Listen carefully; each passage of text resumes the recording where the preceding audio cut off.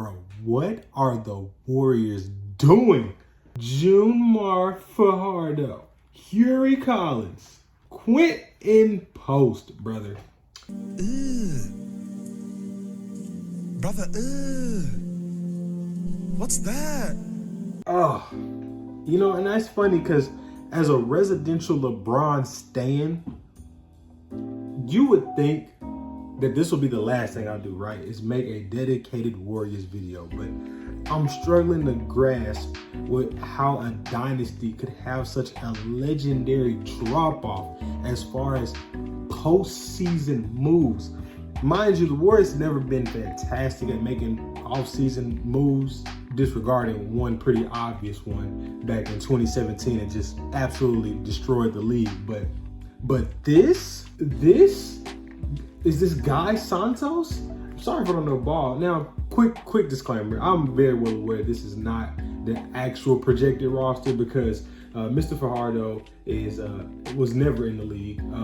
I'm sure this is a mean thing. And Hury Collins is currently in the Canadian Basketball League. But considering that literally everybody else in this graphic is rostered and we don't know what's going on with Jonathan Kuminga, it is not far off. And I think that's the problem here is that the Golden State Warriors were able to, put together a trade to acquire Jimmy Butler. And I just want you all to take a look at this. Since Jimmy's arrival, right, roughly around here, the trade deadline, of course, where it's Jimmy and Curry basically 1A, 1B most of the time, they went on an absolute stretch of wins. I would go as to say since the trade deadline, they were one of, if not the best team in all of basketball, at least on paper. You know what I'm saying? They were putting it together, winning, had some big wins there. Look at this, wins against LA and Denver back-to-back here. You know what I'm saying? Like, stuff like that just stands out to me. I will say, as I'm looking at this, though, they didn't have the best schedule as far as like quality opponents. But then you get into the playoffs and they completely decimate, at least for the most part, the Houston Rockets, which, mind you, was the second seed in all of the Western Conference. I guess that they had no choice to be that. Anyways, so then Steph goes down with his injury, and it's essentially Jimmy Butler and Draymond Green. Draymond Green ultimately, he's not going to be the talent to carry a team without Curry. So it was interesting to see, like, okay, after the playoffs, after a decent, second half of the season, you've acquired Jimmy Butler. What are the Warriors going to do in the offseason? And I'll be quite honest with you all. This is about as real as it gets. And then again, Jonathan Kuminga is a question mark.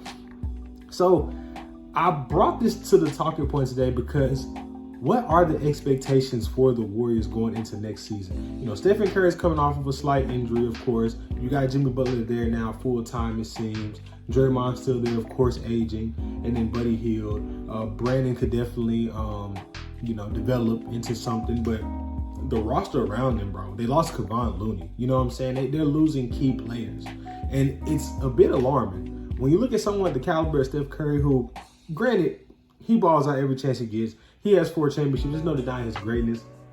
But on the tail end of his career, it's worth noting that it is a bit alarming that the GM is not able to put a competent roster around him unless Kevin Durant is there.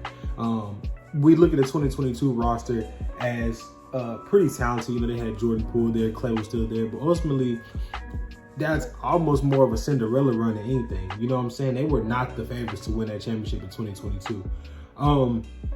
And it's, again, so crazy that the GM's not able to put together a team around them. We clown the, Pelinkas of the world for what they did in 2021, right? When they traded for Russell Westbrook and essentially closed the window on a potential for LeBron to get another championship. But at least they tried, right? At least we have to get the benefit of the doubt somewhere that at least they put a foot forward in making some key accusations to try to get a team around LeBron. And it is honestly baffling, in my opinion, that they have not been able to do that. Acquiring Jimmy Butler is step one, I guess. But the offseason hits and the Warriors have done nothing, bro. Nothing. Like, we cannot point to a key acquisition for this team. You know what I'm saying?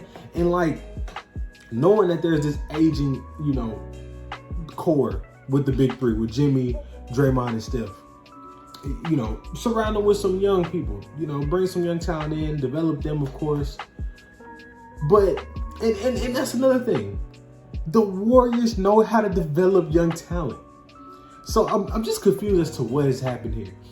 I wanted to bring that to the forefront, of course, just kind of mentioning that the expectation for the Warriors next year is pretty weird, considering, how things stand with their lack of moves. But I also wanted to look into this real quick. So let's look at the NBA standings from last year and see if we can kind of more or less place together, where we think the Warriors are going to be, because I think that's very important to try to piece together, realistically with a somewhat realistic roster here, where we think they're going to land. So over here, I have the NBA standings. Let's go ahead and pull this up.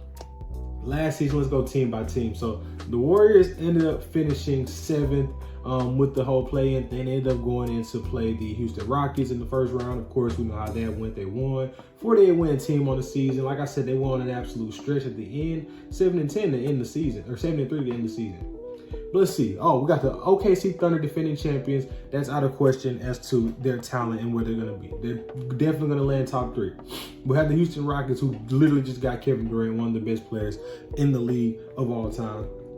The Lakers, whether you like them or not, or see them improving, they're much better off than the Warriors going into next season, all things considered. They just signed a big man. So, hey, shout out to DeAndre Ayton. The Nuggets are always going to be good. The Clippers are kind of in that gray area, but I think they're going to be talented. The Timberwolves are always rapidly improving. Plus, and then you have the Grizzlies, who, of course, they don't have Desmond Bane anymore. They traded him to go a bit younger, I guess. Well, maybe not. They got Kentavious Caldwell-Pope out of that. But it seems that they're there. But I would almost say that top to bottom, their roster might be better than the Warriors. Look at the Kings. DeMar DeRozan, Zach LaVine, Domantas Sabonis. What are we talking about? Cooper Flagg, Anthony Davis. Kyrie's going to come back. You know what I'm saying? Jalen Green and Bradley Beal. Wow, I'm sure he's not going to be a factor. But Jalen Green and Devin Booker, you know what I'm saying? They might get some chemistry going there. The Spurs are going to get better. I'm going to be honest with you all. We're looking at a scenario that if the roster of the Warriors comes out even remotely close to this, albeit they got that big 3 talent, we're looking at a replica of the Suns of last year. Who else did the Suns have besides that big 3? Yes, there's Steph and Curry there, but mind you, Steph, Clay, Draymond, the season before the chip, of course, there were injuries. They did not get it done. They were not a playoff team. So I say that to say, and I just want to emphasize to you all that it is very scary, all right, looking at it from the outside in, that this could be very well the end of everything for the Warriors. I hate to say it. Like I said, I know I went on several occasions of glazing LeBron, but when I saw that graphic, I really wanted to make it a case in point to make a dedicated video for the Warriors. I fear for them. I fear for them boys. Shout out to Stephen Curry. He's giving it all for this organization, and he's gotten 4 rings to show for it as well. I want to say I feel bad mostly for Jimmy, because Jimmy Butler is yet to, climb the mountaintop, become an NBA champion, but he's been to the finals twice, you know what I'm saying? And I would say he's done more with a similar situation. Like, of course, the Heat had better or more talent, but it was a sense of like, I'm going to just play with these young guys. We're going to build something off of this, make it to the playoff, to the finals twice. So shout out to Jimmy for that. But it seems that we've come to the conclusion it's probably the time to sunset the whole Warriors thing.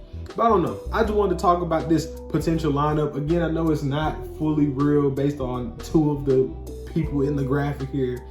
But let me know what y'all think in the comments down below. Just wanted to drop this off. It's kind of a bit different, tangent that I like to go on.